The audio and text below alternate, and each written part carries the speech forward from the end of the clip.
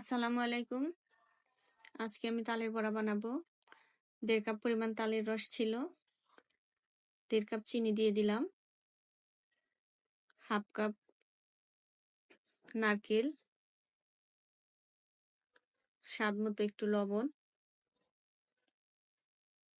1.5 cup আটা, অল্প পরিমাণ চালের গুঁড়া মিশিয়ে দিয়েছি। এটাকে আমি ভালো করে মতে নিব চটকে। দেখতে পাচ্ছেন আমার একটা মাখানো শেষ। গোলাটা হয়ে গিয়েছে। তেলটা কড়াইতে গরম হয়ে গিয়েছে। এবার বড়াগুলো দিয়ে দিব।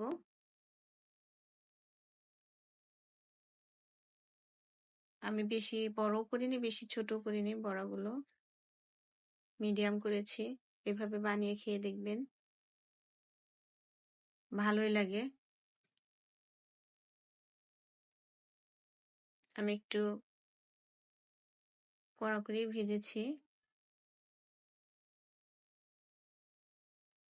দেখতে পাচ্ছেন ভাজাটা।